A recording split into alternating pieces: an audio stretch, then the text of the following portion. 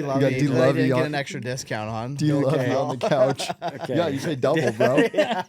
D-Lovey, code D-Lovey. Oh my gosh, I did this rant on my Instagram, but we did this. Was it the mailer one about the Just coupon? Yeah. I saw that. Yeah, that's what he replied to it because Kyle's last name is DeLorey. Okay. And what was that, a golf tournament or something? Yeah, where they it called was you, a high school golf. DeLovey. Yeah, they put it in the newspaper. Yeah, in the newspaper it was Kyle DeLovey. Oh my goodness. Then he replied to my story and he was like, Yeah. what do I get with the discount code DeLovey? Yeah, long story short though, if you get a marketing email, make sure you read it. You know what though? People never read their emails. It's like TikTok and social media has wrecked people Oh yeah. because your attention span is like zilch. Well, I think it's the same with like text messages too. By the way, Kyle, this is how we start every episode. We just talk. Okay. Yeah. Sounds good. Yeah, just we'll get into it in a it's second. just Yeah, a we warm just- open. It's just a warm open. But I think like everyone's attention span is ruined because even like I'm that way with text messages now too, where yeah. I think that you used to get an email and it was like, oh, I need to reply to this email, and then email almost became like optional. Yeah. Right? Like you get an email and like if you don't hear back from someone that you email, you don't necessarily take it personally, right? Yeah. You're just like Yeah. email's sort of like 50-50. People get back to you when they get back to you.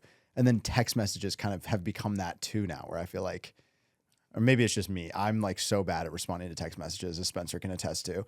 Yeah. Not I just great. call you now. Like Yeah. I'm like, I'm just I gonna usually call. don't answer those either, but I usually call you back eventually. Yeah. I have some choice words for you sometimes when you don't respond. I'm trying. I try my best. What was it last week when Mr. Ice Bags over here? He had his freaking he had his like coffee, his iced coffee, and like every three minutes he's like just drinking like the ice out of it. I finally was like, "Hey, okay, Mr. Ice Cup." Wow. Well, never mind. I'm not going to be mean today. I'm be nice, you can be Spencer. if you want to. No. You got the upside down Idaho. I hat don't on, want people so to. whatever Yeah, you I got need to this do. at Steelheads actually. It's cool. Yeah. No, I like it. You didn't tell them about the segments too. Oh, and then we also do 2 segments. We'll do these at the end of the interview. Okay. So the 2 segments are one brought to you by Southie Real Estate. The good dirt.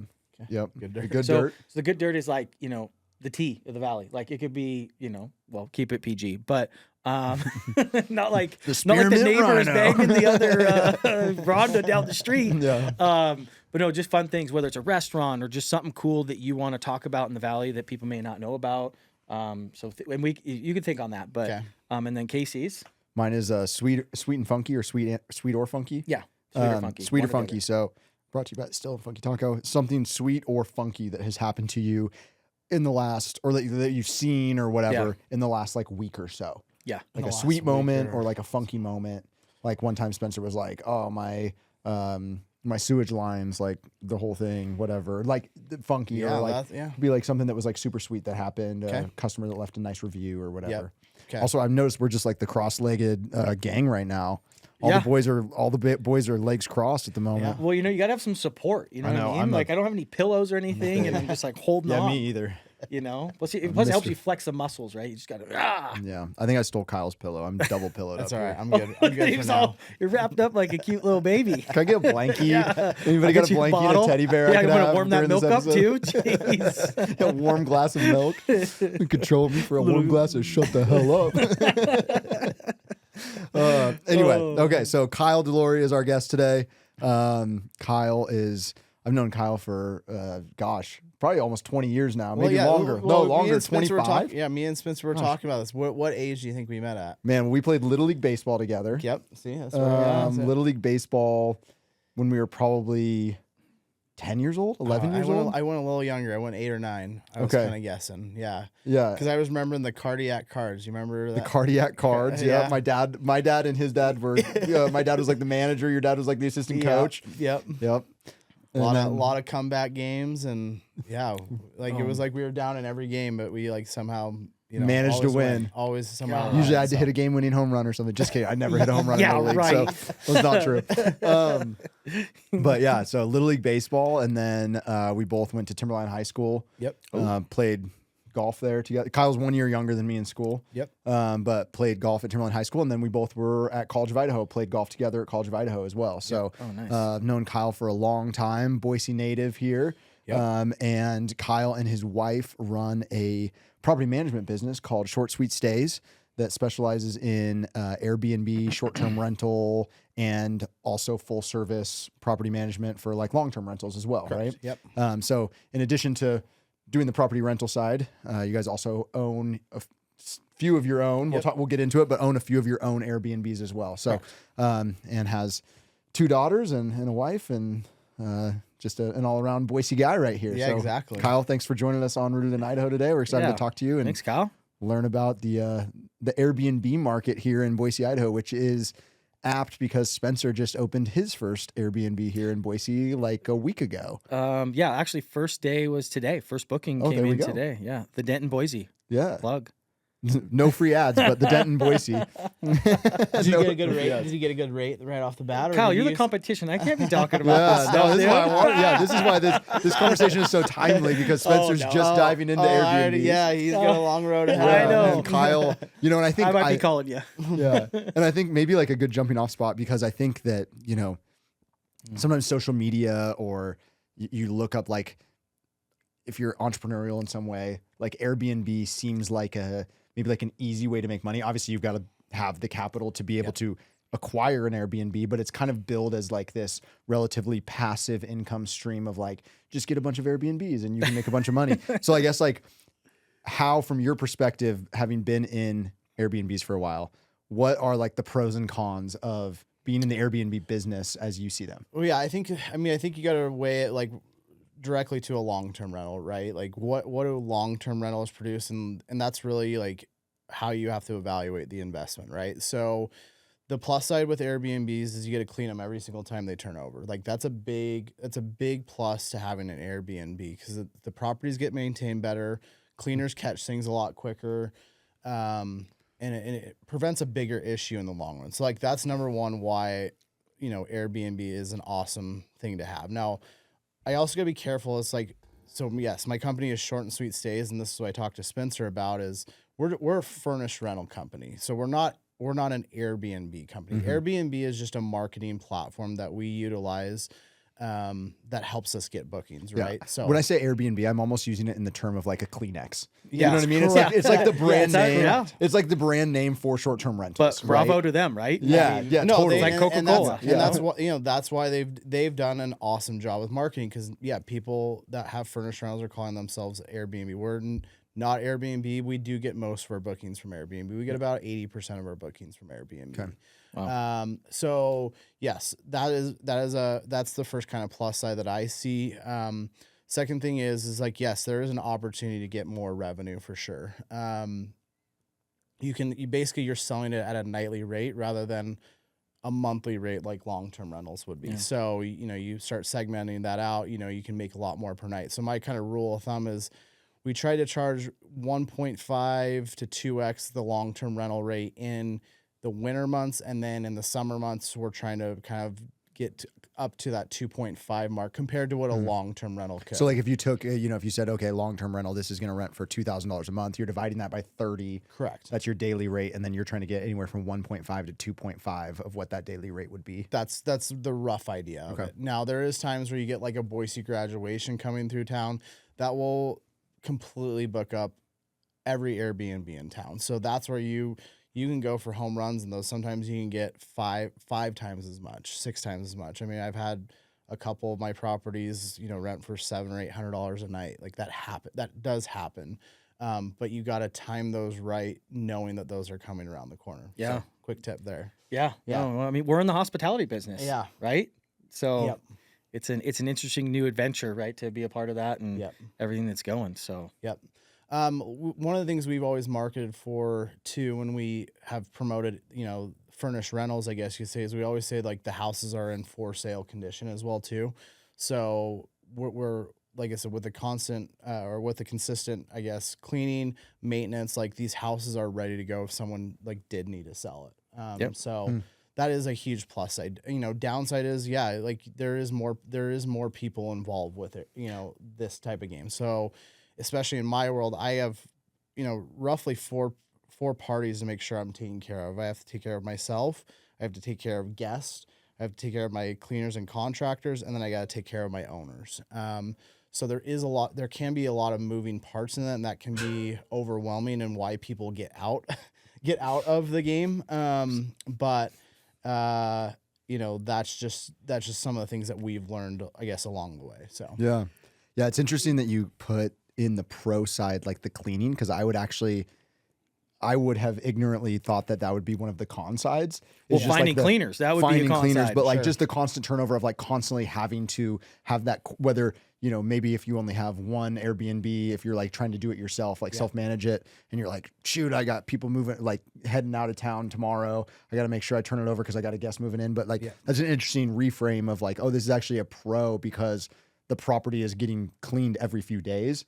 So it's getting like well taken care of. Yeah. I mean, I know like one of the things that I'm learning with long-term rentals is, you know, cleaning also involves like I said, maintenance. And so one of the things is like with long-term rentals, you know, long-term renters are slow to like replace the air filters, right? So that's a big thing. So a lot of times that those will go down on my long-term rentals versus my short-terms, they don't go down as often because we are making sure that those are replaced every, you know. Yeah. Well, deferred maintenance, right? I mean, windows go bad, or fencing, caulking. I mean, just all the things that people need to do. And when you're doing your spot checks, even on long term, right? If you do on a quarterly basis, great. Yeah. But sometimes you don't, you know, people don't do that. Some property managers don't. Yeah. And it's like a once a year kind of thing where you get an inspection, and it's like, oh, well, the roof was leaking for the last year and nobody knew about it. And now we got mold. Yeah. Like, how long has this sink been dripping water, or what, you know, like, because a lot of people, depending on who you're renting to too, like, you know, they maybe don't really care, or like to them it's not a big deal. It's like, I don't want to bother anybody, or, you know, so they just kind of let some things slide, and those small issues can become big issues. Absolutely.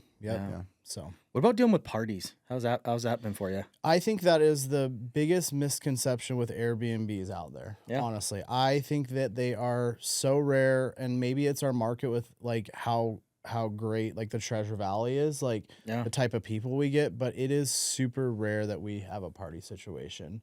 That just doesn't like that, you know of, or like you can verifiably like say with confidence. Yeah, I would say with pretty darn good confidence. So one of the things that we do in our business is we have a few outside cameras, nothing interior. That's a big no-no in Airbnb. We put usually a camera above the front door, and we can kind of see the traffic go through. Now, you know, if something comes up or if there's a notification from a neighbor or whatever, we go straight to the cameras and we're looking like, what's the traffic been, you know? And we get a vibe. I mean, we get a vibe, whether even if it's not a party situation, these guys are going to be tough guests like construction workers or whatever. We can kind of prepare ourselves if we kind of get some type of weird notification or notice or whatever it might be. So, Cool. Yeah. So let's get into kind of how you structure Airbnbs, right? So you're furnishing them, so there's a lot of cost. I think sometimes that people don't realize that you have to take on to make this happen. It's not just buying a house; it's furnishing a house, it's marketing, it's getting a whole plan. Do you want to kind of dive into that a little bit? Yeah, so I think it kind of depends on. I mean, I guess once again, I have the properties that I own, so I operate those a certain way, and then I have owners that operate a certain way, and their budgets as well too. So I guess the very beginning and the kind of the grassroots of our business, we were actually willing to like help furnish properties. So we would put the, elbow grease into it, where the owner would still pay for all the furnishings. And then we would actually set them up for them. So we would build the beds, so on and so forth. We've gotten to a point where our business is a little bit bigger now that we have found good contacts, or I guess the industry has changed in the sense of there's opportunities where there's just simply designers for Airbnbs right now. So now I will, if the owner is starting from scratch, I will refer, that designer, to the owner, and then they can design it. And then I kind of come in with the last steps, to actually make it like professionally managed, I guess you would say. So, Yep. That's interesting. So some of the ones that we own, we have put the time. We kind of have a system in place and know, certain furnishing places that we want to go to furnish these properties. The biggest thing that we request our new owners to do is actually rent linens from us. Linens is one of the trickiest parts of our business, because they do get stained and soiled and all that, as you can imagine. People are doing stuff on linens. Luckily, I see the pictures and I don't have to touch them. But yeah, oh linens man. and gloves for the cleaning staff. Oh yeah, yeah. It's that is a tricky part of the business. So the system we've created, I guess the system we've created is our linens, go off site. So they get cleaned professionally off site, and then with our cleaners, they have a nice rotation so that they can bring a fresh set of linens back each time. So that's a big thing. Now, I think a lot of operators, do wash them on site, and there's nothing wrong with it. It just extends the cleaning time. So if you are trying to get like a same day booking, it is shortening that window a little bit, but that's not, that's option as well. So that's funny. I want to take like a step back or zoom out and just, how did you and Reagan get started in Airbnbs? Like, had you bought your like starter home, and then when you guys decided to buy another house, like you're like, hey, let's give this a shot, and then it worked out, and then that snowballed into what it is now? Or like, how did you get into this business in the first place? Yeah, this is actually a really interesting story. So I had originally worked at HP, and I did inside sales for, we'll call it 5 years, roughly speaking. And I decided to move into a different role with a payroll company. And so I was meeting business owners in this payroll company, and honestly, the job wasn't going well for me. I was trying to farm. I was in a sales role where I was trying to grow current business that actually just simply wasn't in the market yet. So I don't know why they hired my role the way they did, but the best thing that happened to me was this opportunity, because I did meet a property manager who was actually doing Airbnbs. He was managing furnished rentals. And so I was trying to sell to him, and in reverse, he actually sold me on my first property. He's an Uno reverse card. Yeah, exactly. It's exactly what happened. And so he introduced me to the game, and he managed my property for a year and a half, and we loved it. We were making good money on it. Did you had the property already, or you bought a property for him to manage? Yeah, so it was our starter home. So our starter home we bought for $175.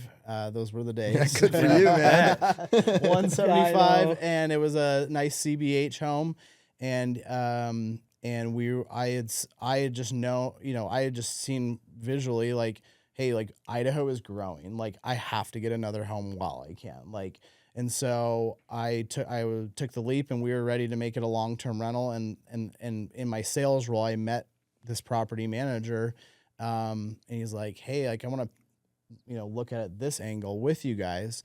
And there was, at first my wife was like, no way, like, no, that we're not gonna have constant traffic coming through here. But after we talked about it, and some of the things like he said is like, once again, cleaning, it gets cleaned every single time it turns over. We get have visual inspections on it every single time it turns over, and you get more money from it. Like, it was just like, I was the money person. I was like, I see the numbers here. It just was kind of getting her over the edge. And when she heard that, she was like, yeah, I'm all in for it. So like I said, we utilized him for about a year and a half.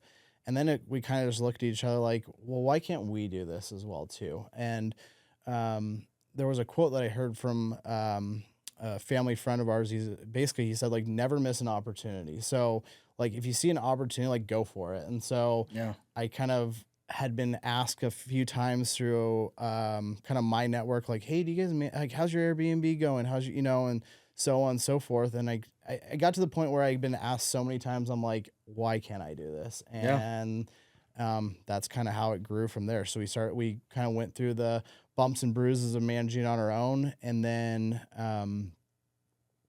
got to a point where, like, okay, we got a system in place, and now let's help other people do it. So that's where we grew and started knocking doors and getting our name out. So started with, our first one, and then managing for a few more people. And then we grew to the point where we could buy another one. And so we own 4 houses. One's our primary. So we manage basically 3 furnished rentals that we own. And then and then for, our property management side, we manage another 22 other Airbnbs, I guess you'd say. Nice. So, and you got those, is a lot of word of mouth? Yeah, so we kind of hit the ground running. We started with kind of knocking doors. So we went to like a real estate office.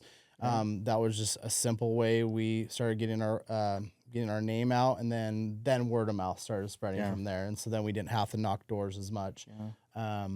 And that's such a cool thing about Idaho, right? And specifically the Treasure Valley. It has that small town feel, and your reputation's important. Casey, we've talked about this. Like, everybody knows everybody, and when you start to do a good job, it's cool how the community surrounds and kind of rallies around and say, "Hey, these guys are awesome. Let's get them some more business." Exactly. Yeah.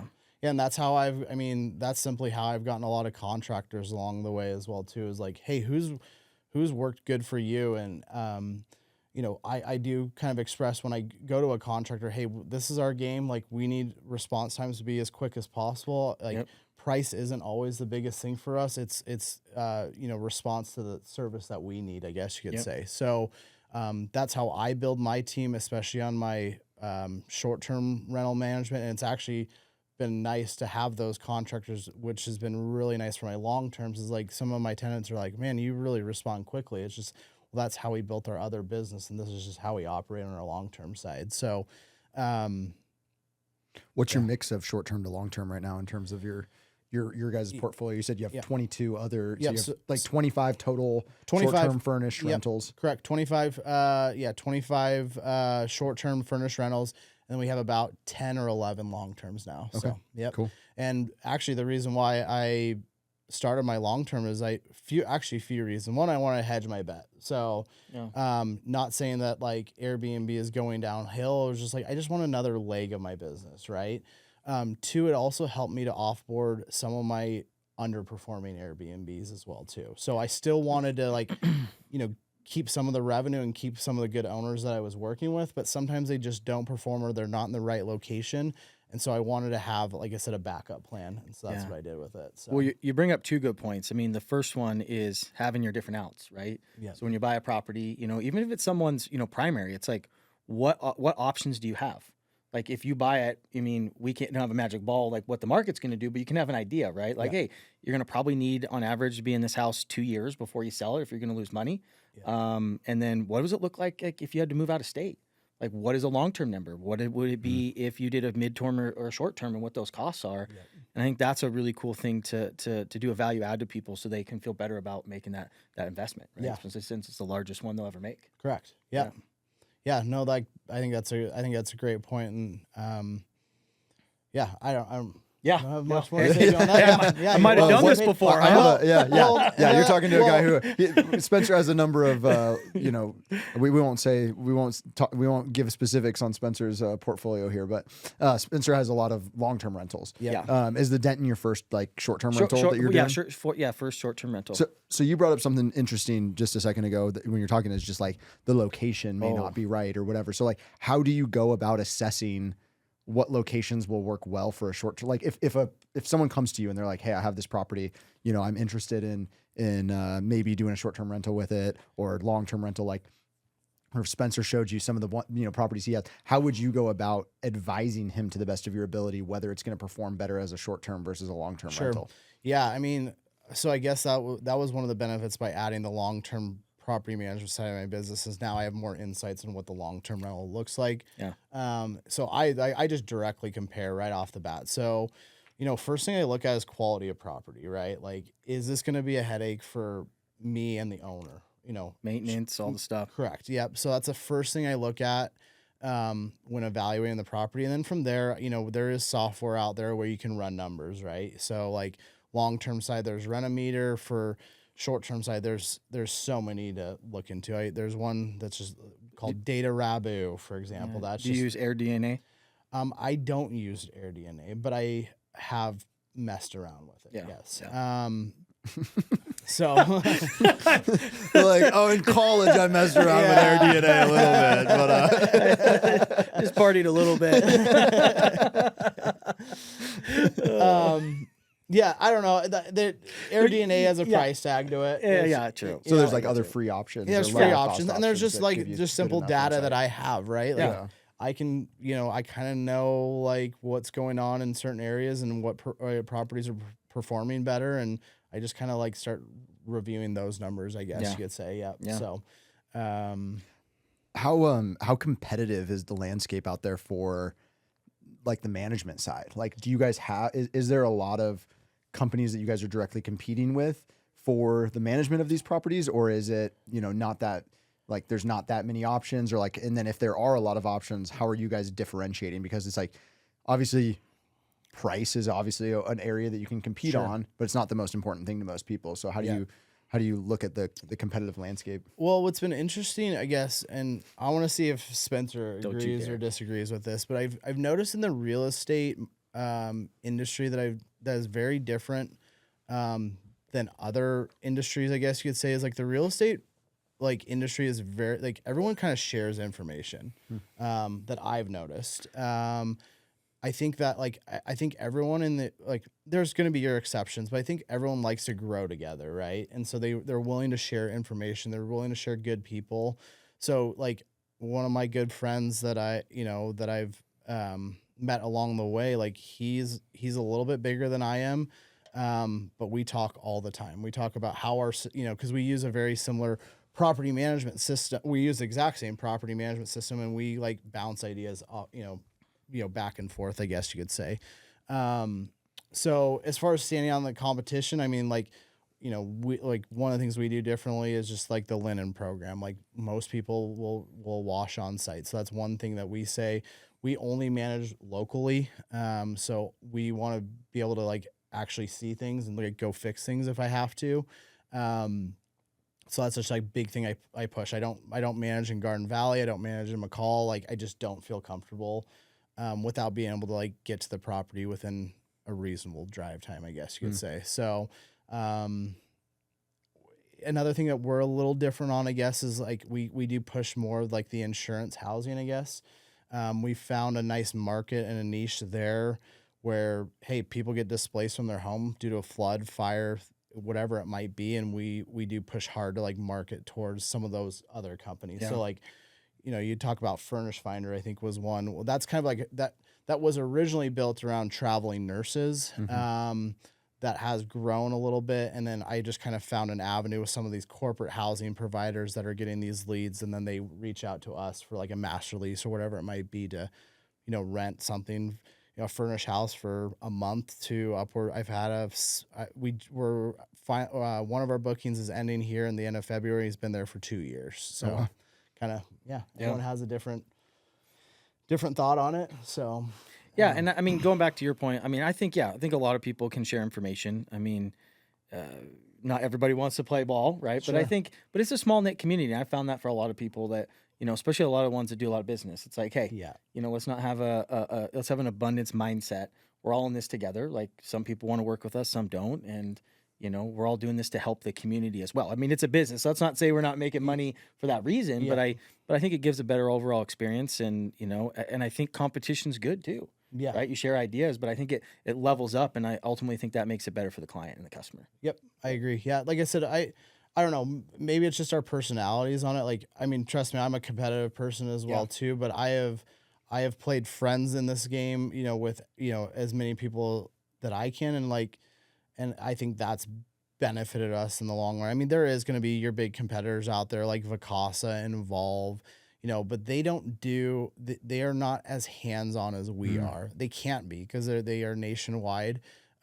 They really just they honestly, like my interpretation of their business is they just list the property and they kind of give you a few contractors here and there, and you can work with it and manage it from there. Like we are super hands-on. We basically message every guest. We manage all communication, pricing, so on and so forth. So. And I think that's great too. You see that a lot in the Valley, especially as we've grown.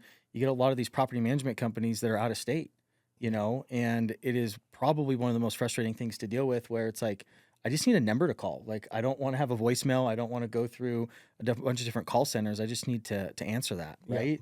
And I think having that is a good advantage, and again, giving a better experience. Yep. Well, I think that's a cool thing about Boise and the Treasure Valley in general too, is there really is a push here to like support local people, right? Yep. I mean, not to say that we don't have our big box brands, but in general, given the option between supporting local and not supporting local, this is a town that likes to support local. So if you can be that local person, who's like, hey, I'm personally going over to your property and getting eyes on stuff, as opposed to someone who's out of town who's just going to send, the first contractor or whatever they can get in there. Yeah. It's kind of a nice little perk. And I'd say like one of the things that I liked most about the Treasure Valley and like what you whenever I travel and go to bigger places, like for example, I went to New York City recently. It was like one thing that Idaho is like Plug. you wave to your neighbor, like you wave to your neighbor, Yeah, right? yeah. That is like not, like I have not seen that anywhere else Dude. other than the Treasure Yep. Valley. I Like, literally you're just right. literally just today I was walking. Where was I? I was walking out of somewhere, and I just kind of like, not even like held the door open for people. Like as I was walking out, they were walking in. I just kind of like opened the door, and the guy like grabbed the door, and he was like, "Oh, thank you," and it was like I just opened, like I didn't, you know what I mean? Like I was going out as they were coming in, so it wasn't like I held it open for them. I just opened the door, and he grabbed it, and he said Yeah. thank you to me, and I was like, "Is Boise the nicest city in America?" Like I literally had this Yeah. thought today. I know where I was. I was at A Cafe. No free ads, but A Cafe. I got breakfast from there this morning, and the I was there people were walking yesterday. in. We must have just passed Oh across. Yeah, man, look at that. ships like ships in the night. But yeah, I was just like, man, Boise, yeah, waving to your neighbor, just like saying thank you to people. I'm like, what a nice city this Yeah. is. It's so funny. We just got voted the safest city in the country. Did we? Yep. We're one of the two. Plug, We're at dude. the yeah, top. that Plug. was my No, next no big- free ads, but Boise. That was my next biggest thing is like, especially having 2 girls and young kids, like it is safe here. And I like, that is a big thing. Like, especially when I get someone that wants to like got our number, whether it's a guest, for example, like their first question is always like, is this a safe neighborhood? And my response is like, there's really not many unsafe areas in the Treasure Valley. Like, and even then, like when we went to like College of Idaho and Caldwell, like, you know, Caldwell was supposedly like unsafe. I never like, felt unsafe. no, in I never Caldwell. felt Yeah. unsafe. Well, it's all about No. perspective, right? Yeah. Like some people think Caldwell's like Oakland, right? Like in California, it's like that's the Oakland of Idaho. I'm like, okay, like I mean, there's some stuff going on there, but it's all about perspective. Yeah. You know, it's like Yeah. you know, you have Indian Creek Town Center and you got kids running around, and yeah, there's Yeah. people on the outskirts, Yeah. but it's not like there's gunshots going off. Well, and I just No, had yeah. we just had someone. I mean, just over the weekend, we had someone move into our neighborhood, and Oh, the mic drift. Yeah, mic drift. Uh-oh. It's all right. We'll work with it here. There we go. But anyways, like he just moved out of California, and like and I was like, you know, what brought you here? Well, like he goes, my kids couldn't walk to the mailbox. Like that's how he felt. Like That's and, scary. and I'm like, I don't know. I've never experienced that. Like my roots are here. They're like I'm gonna be here my whole life. Like there's Yeah. just no doubt in my mind. I have no problem going to some bigger cities every so often, but I always want to, like, once you get done with a bigger city, for me, like I just want to be back home. Like, Yeah. Yep. you know, I feel the same way. It's crazy. I've traveled a lot of different places, and there's just something about this place when you come back. It just feels like home. Yeah. yeah. That's cool. Do you have people that reach out to you who are just wanting to get into the short term? Like usually when people are reaching out, are they already have a property, or do you have people who are like, hey, I got some extra capital and I'm looking to get into this game, and like, you know, Yeah, I would say it's a variety. Yeah. It's a variety. I have we have started with like just first time investors, started their own bought the home, and then that's when we furnished it with them. Some of them have had bad experiences with other property managers. And you know, my biggest thing is I don't talk bad about what the other property manager. I just, well, what have you experienced and how can we correct it for you? And honestly, there's sometimes we just simply can't correct. Sometimes their expectations are here. I say, you know, I want your expectations to be really here. And then if that works for you, great. If not, no big deal. Like no hard feelings. I forgot what your question was. no, but I was just curious, like if you know, if you have people who come to you and say, hey, I want to buy a short-term rental. Like, do you assist with like, Yeah. the- Do you have your license? Does your yeah, wife like have her do you license? do you How does it assist with work? any of like the real estate side, or do you have people who you're like, hey, you know, we'd love to manage it for you, you know, and here's what I would look for, but like here's the realtor to go Yeah. use. Like, do you have any of that, or is most of your business coming from people who already have a property and are like looking, you know, just hiring you as the management side, or do you ever get involved in the process before they purchase the property and you can kind of advise on that side? There's actually so many different scenarios. I have a couple of owners that use their houses as vacation rentals themselves, right? So they like to come to Idaho and visit 2 or 3 times a year, and then any extra income they get is awesome. I have a owner that I've been working with. They just started a new business. They started a new brewery, and they're like, hey, we don't have the time to manage this anymore. We've had I'm trying to think. I'm kind of going down my list here. We have helped. One of our guests did become our owner. So we have our assistant Taryn. She has her real estate license, and they just looked at her welcome book and saw her real estate card there, and was like, hey, like we've wanted to buy in this area. Would you manage it for us? So we've had that scenario. So. Yeah, just a variety. It's just a variety in how they want to use their home. Sometimes they, like I said, they have family, and I actually manage on behalf of an owner that is a property manager. He just doesn't do short-term rentals. He's like, hey, nice. You guys are the experts. Like, I'm gonna rely on you on that. And he's basically sending you leads more or less, or like there's a yeah. He'll send us leads. We do get some leads from other property managers themselves too. I mean, it just comes from all angles. Yeah. Like, I guess if you do a good job, like Word of mouth. they come back, So, yeah. Not to pit you guys against each other at all, but Spence, you just started, your Airbnb journey is just started. Yeah. Are you currently self-managing, or No, I have a management company. Oh yeah, you have a property. You do some. Yeah, I property mean, I have management. quite a few different property managers depending on the situation. Okay. But yeah, definitely, property management, it's not easy. I used to say I don't wish that upon my worst enemy, just because it's a hard and it takes a while, right? I mean, you have to get to a point of having enough rentals to make it, in a business. Yeah. Right. And just like any business, you're growing it and making sure. And I think that's what's kind of cool about Airbnb is it kind of speeds the process up. Right. Long term, it's like, hey, especially here in Boise, like, you put 20% down on a house and you're lucky to break even, right, with all your fees. Yep. And you're more of an equity play, right, than you are cash flow because they're not mutually exclusive. So, trying to get that and scale it is take a lot longer. But the Airbnb you can mix in, I think, really speeds up the process to grow a business like yours, right? Yeah. I think we talked pre-interview here, I guess you'd say, or pre-podcast, but I like some of the things that you've done, and that probably comes from your real estate background, right? Yeah. Like you're going to do some things differently than what the market is doing. Like you said, you're putting in a putting green, like you're creating a common area, like it's an identity, right? And just, I think, again, Casey, you can speak to this, the hospitality business. It's my first venture in it. So I'm like, how can I make it different? Like, what can I do in the marketplace to not just market it differently, but also give a good experience? So what I did is, I did a fire pit, and each unit has marshmallows, and it has chocolate and s'mores that you can go cook if you want to go outside to do that. Just little touches that I think make it awesome, like a feature wall, right? Put a feature wall with a milk carton with an old saddle set on so people can sit there, and then offered them an opportunity to be able to get a 3-night stay if they pin themselves, on the map that I put in the garage, so I can know where people are coming from. Cool. And then also go, post us on, free plug on Facebook, Instagram, and then you're entered to win every year for a 3-night stay. Sweet. Right? You know the rules, no free plugs. Yeah.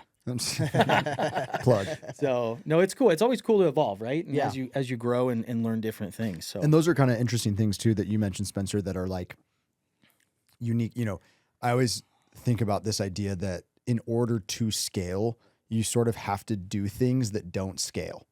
Well, right? when everybody goes left, you have to go right. Yeah. Right. So it's like, I've always called, I have this like, I don't know if I developed this or if I stole this from somewhere. So sorry if I'm not giving credit, but like it's like I call it like the Taylor Swift rule, right? Where like Taylor Swift is a master at, obviously, like she has built this insane following brand, like whatever you want to call it. Like she's, one of the most recognizable people in the world, one of, self-made billionaire, right? All this stuff. But like she has consistently throughout her career done things that don't scale. And as a way to grow her audience, right? Like throwing like surprise intimate concerts for like 40 of her biggest fans, right? Like you can't do that at scale. It doesn't work. But like when you're growing, so like you're starting with this one Airbnb and you're doing all these little things that probably don't scale. Like if your goal was to have 50 short-term rentals, Airbnbs, like you probably couldn't do those like tiny little touches in each one super effectively. But like in the early days when you have the one, you're like, okay, I can really think about this from this hospitality standpoint and do some things that maybe don't scale, but this is actually going to help me like build this brand and this identity in this business. Like I think about that for our business, like ice cream. Like just today, actually, we had a company who had placed an order. They actually, They placed it through DoorDash, which was kind of funny. But they placed a $400 order for ice cream through DoorDash, which is a lot of ice cream. What? They just call you directly? No, instead of like contacting us, no shade. Like it was great. Like I'm grateful for the business, but it was funny, right? But like so they did this through DoorDash, and they ordered, it was like 49 pints of ice cream or whatever through DoorDash, right? Super funny. So like my poor team, has to like hand scoop all of these things. So that was like one thing, is I got in touch with the lady. It was like, hey, next time just like order through this, and then we can route it through this process. It'll actually be better for you and better for us, right? Yeah. But she inadvertently, she missed, it was like a team celebration. They were like celebrating their team. And so they were getting everybody a pint of ice cream and doing like this little team celebration. Oh, cool. She forgot to order a couple of pints for some of the people on her team. So after she got the DoorDash order, she was like, hey, I don't know if I missed this or if, what happened. Oh, it looks like I forgot to order these, so I literally like hopped on the phone, called her, was like, what did you miss? What do you need? Where are you located? And I like personally drove over and like delivered 2 more pints of ice cream to her. I can't do that at scale, right? Like I can't, that's not realistic for me. I've got, 6 locations and all this stuff. Like I can't every single order that we get go like personally deliver whatever people need. But like on those micro levels, it's just something that doesn't scale that actually helps you scale, because like I just absolutely delighted this customer who was like, oh my gosh, in 10 minutes, you just brought me these 2 pints of ice cream that saved me from, this like kerfuffle that was her fault, not my fault. Yeah. But like, you know what I mean? It's like those little things. those little touches that are not scalable, but actually in the long run help you scale your business by just giving that like personal extra little bit of attention to somebody. Yeah. And then she's going to share that with her friends and be like, oh my gosh, I had this amazing experience with the, whatever. Yeah. And that's why I think what's so cool about the Treasure Valley is there's so much opportunity here. We've grown a lot, especially in the last decade and population wise, but with so many different industries coming in, it's really cool. And I just hope, right, that we can keep that small town feel, or at least that sense of community as we grow. I mean, it's changed, right? Let's not disagree that, but I think keeping the essence of what makes Boise and the surrounding areas is really vital. And that's why, we got this podcast. We want to bring good people on to talk about it and utilize, and who knows, Kyle, maybe we work together. There you go. You never know. People helping people. Well, there we go. Well, I like I said, I've heavily considered getting my real estate license. You don't want to do it. Don't do it. I don't know. Like I get. Do you want to own a restaurant? Yeah. No. Okay. No restaurant. Not for me. Yeah, restaurants not for me. Real estate, my license would make a ton of sense, especially when I buy properties myself too. Like, I've. What do you mean? I'll give you a referral fee. Come on. I mean, everyone Let wants me do the heavy everyone, lifting here, okay? Everyone wants their little cut. I get it. That's so funny. Yeah, I was gonna say something. Oh, I was gonna say something about Boise and what's been growing here. That's actually been really beneficial, probably to all of our businesses, which is Micron. Micron, the no free ads, but yeah, Micron. Micron is what they're doing there is actually like super crazy, and it's been awesome to have that whatever grant or whatever they got for it, because my short-term rentals, especially in Southeast Boise, are filling up really quickly because of that. And I can't imagine, people are starting to see this area, wanting to buy in this area. I don't know if you've got any from that. But yeah, like a lot. That's been a really cool. What is it? 60 billion now in investment to revamp that whole thing and all the manufacturing facilities. It's going to be nuts, especially for the next 20 years. Yeah, it's going to bring a lot of jobs to the market, which, like I said, I think ultimately will help both of our businesses with real estate, and hopefully everybody's got to eat. Everybody's got to eat, and then everybody wants a sweet treat after. It's like, I always say that too, right? Like, I don't care how much food I eat, there's always room for dessert, right? Oh yeah. I mean, there's still ice cream, of course. Right? Yeah, there's room for one type of dessert, exactly, from one specific place. That's it. That's cool. Well, Kyle, what's growing up here in Boise, and then getting to where you're at right now? Like, what are some of the biggest changes that you've seen in the valley, and like what are the ways that the valley has changed, and what are the ways that things have stayed the same in your view? Well, I will say I still believe the people have stayed the same here. Like the kindness, like I said earlier, is like just a simple wave to your neighbor. Like going back, like just thinking of today, at least I was waved, in my neighborhood at least once, and then in someone else's neighborhood, I was just driving and some old guy just waved from his car. Like it's just how it is. So like that still has stayed the same for me. As far as like changes that I've seen, I mean, I remember when the village was a soccer field, right? Like a Oh, really? Yeah, it was. Yeah, I remember people playing soccer over there. that's definitely one change, I've seen. I mean, the Micron facility, if you've flown into the Boise airport, like Micron looks a heck of a lot bigger now. Like that's a pretty cool. Like I said, I was flying in recently and it's like, holy smokes, that is massive. Just like the skyline and just the buildings. Yeah. That is What about the massive. green belt? I mean, I didn't grow up here, but I've been here for a while. But what did that look like when you guys were growing up? They've definitely added sections to it. I mean, the greenbelt's always been, in my mind, like a big thing. I mean, the greenbelt also was, kind of in my backyard growing up. Were you in Surprise Valley? Yeah, I was in Surprise Valley. Okay, So yeah. I used the green belt a little bit. I used to ride my bike to Riverside Elementary. Let's go plug Yeah, Riverside. Yeah. So I used to do that. I guess part of the growth that I've seen, especially in East Boise, is seeing actually houses going up in the foothills. That's been different to see. Well, we got 40 lots left of sites to be able to build, and then there's like no more lots to be able to build new construction. But when we were kids, like the only real in like the Mesa was in the foothills, and like nothing else was really in the foothills other than like foothills east. Yeah, like if you went correct. further east and stuff, Yeah. like Eagle Foothills and the foothills east, but it was really just we both grew up in Southeast Boise, so Yeah. it was really just the Mesa. And now you have a lot more homes kind of scattered throughout that area. Yeah. Yeah. I mean, that's what I've seen. It just seems like I said, more homes going in. That's been different. I do think, like I said, that with the move into the area, there's created more opportunity as well too, whatever it might be, whatever industry. So like I'm not opposed to it. I mean, traffic, I know traffic is a little bit worse, but I just, luckily with my business, I avoid it as best as I can. Maybe not today, but that's the only other change that I've kind of seen, I guess. I don't know. Yeah. Well, I mean, we've talked about this before. Inevitably, nobody likes change, right? To a certain degree, right? It's different. It's something that's new. But I think it's, again, from an outsider perspective, only being here, like a decade, I think it brings great opportunity. But I think it's important on how it's grown, right? And what we do with it. Because, even though I wasn't growing up here, it's kind of become my home, right? Yeah. And as a realtor, too, it's a tough balance because I still think the Valley grew too fast.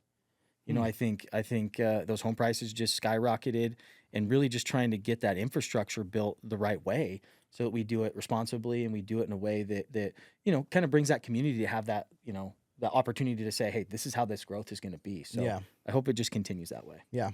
Yeah. I think if our values and, maybe politically, I guess you could say, stays the same, I'm hoping what we can see is more job. Come on. Well, what? Politics, religion, those are things we know. I'm just kidding. Do you believe in God? well, there's I know. One of the things that this is rooted in Idaho. We talk about wherever this we is want. Idaho, Okay? right? Like one of the big things, we experience in short-term rentals is property rights, right? So there is some things, going on with that. And like, I guess I would be super frustrated if I was in another state that dictated what I could be doing with my property or what rents I could be charging. There is some of that push in the short-term rental space right now. And it is, like I said, some of it's coming to Idaho, but, luckily property rights, there is some pushback with it as well too. So, yeah. I have a question just related to overall entrepreneurship, because I think that one thing that, if someone's listening right now and they're like, I want to maybe be an entrepreneur, but I've got a wife and kids and things like that. Like one of the scary jumps can be around benefits, right? Yeah. Or like how do I do this and be, responsible? And so I know that you and Reagan have found sort of like some unique ways to look at like health insurance, for example, because I do think that that's something that really holds people back. Is like for most people, 100%. Their health insurance is tied to their W-2 job. Yep. And so if you're like, hey, I have this idea, I really want to take the leap, but like, how am I going to have or insurance just planning, for my family? not just healthcare, but like having a parachute, a savings that's available for the ups and downs you're going to inevitably have. Right? Yeah. So how have you guys navigated that? Again, like just maybe just some advice for people, for an entrepreneur who is like, I've got the insurance side here, but I'm not sure what that looks like if I don't have a W-2 job. Yeah. Yeah. So talk about that. I'll tell you, I mean, here's another plug. Appleton Clinics has been by far one of the best providers we've ever worked with. So they are our primary care for, your ear infections, your sore throat, so on and so forth. So They have our whole family covered for basically about $200 a month, so we can use them as much as we want, whenever we Really? want. They are proactive in their approach with healthcare. So it's a co-op then, right? I don't know.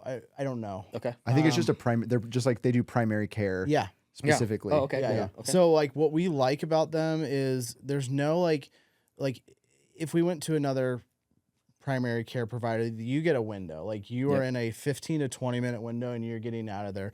Like when we go to Appleton clinics, they spend as much time as we need to be spending with them. So a big thing for me is like I love being able to get my blood work done once a year. It's a big thing of mine. It's a big preventative thing for for me, especially with like cancer runs in our family. It's just simply how it is. And so I like to have my blood done once a year. So that evolved from Appleton to, well, what happens if we have, a catastrophic emergency? Well, the Appleton's not going to cover that. So we found, and I think everyone should look into this as a cost shared plan. And maybe this is more what you're talking about, the co-op. So a cost shared plan, we use a company called Sedera, and you basically pay like you would insurance at a fraction of the cost, like 30%, 40% less than you would pay like if you're working for an employer, and you just pay into a pool, and then when you need to use it, like it's there for you, and it worked for us. That's awesome. My wife had an emergency that happened, and basically what happens is you submit your number to Sedera, and then they evaluate, okay, this is $40,000, right? Well, it's $40,000 for insurance. Yeah, the cash price is a lot cheaper. Cash price is a lot cheaper. So what I love about this company is they negotiate the cash price. So cash price ended up being $30,000, and the hospitals love it because now they know they're going to get paid. They don't have to have delays, on insurance paying them. So of that $30,000, we have our deductible of, that we signed up with Sedera. So we paid our portion, and then Sedera paid the major portion of it, and it was awesome. Yeah, and That's cool. I think it's just cool for people to know that there are other options besides, going out into the marketplace and paying, thousands of dollars a month or feeling like you're, because I have we have, insurance for the still and things like that. And it's expensive. Like for my business partner's family to have coverage and things like that. Like when you're a small employer and you're offering health insurance, like, I mean, our premiums went up 18% again this year. Right. And so it's just, it kind of can be a lot. And I knew that you guys had taken that different route. So I do think that's a big barrier for a lot of people to make the jump. And so I wanted you to highlight kind of what you guys have found to be effective for your family. That maybe, could offer a nice alternative. I think like, for example, with Appleton clinics, like you can be a small business and still offer that benefit to your employees. Like they have programs there that you can, especially like really small businesses like mine, you can offer that to them at a really, really small fee for your, for your business. So, Well, besides healthcare, I mean, when you decided to make that leap, did you kind of have a business plan? Did you just say, hey, we're going to wing this thing. We got some cash in the bank and we're going to make it happen? No, I was forced a little bit. Okay. I may have stuck my foot in my mouth a little bit once again. You, Kyle DeLorey? Oh no, yeah, I was working for another company. We were still running our, at this point we were running our Airbnb, our furnished rental, our first one. But I was working for another company, and I wasn't super appreciative of how I was being spoken to. My boss was a yes man, so he just did everything he said above him. And one point we kind of came to, he told me, hey, you got to go to that business and start marketing them. I was like, I've already knocked them. Like, I'm not doing it. They didn't welcome me there the first time. And he's like, you go do it. I said, Dan, like, we're right by the airport. If you just want to fly home now, you can. So I end up getting my papers about a week later. So, but once True entrepreneur, huh? But once again, like sometimes, like there is sometimes in life you got to stand up for yourself. And trust me, didn't feel good at the time, but it was exactly the kick I needed to like do this. Right? It's like you burn the ships and you're all of a sudden like necessity breeds innovation, right? Yeah. Like, okay, I gotta make this work. I gotta make it. Yeah. And what's on the other side of fear? Growth. Yeah. Right. It's crazy That's once you make great that. point. Once you make that leap, it's awesome. Yep. So, like I said, I was forced a little bit, like, partly my cause, but partly like I just was ready to stand up to what I felt like was the bully at the end of the day. And you know what? It worked out, and we grinded, and, we made it work. Yeah. So thanks, Dan. Yeah. Thanks, Dan. Yeah. Yeah. Thanks, Dan. Yeah. So Kyle, so what's next for your Airbnb business? Like what's your goals?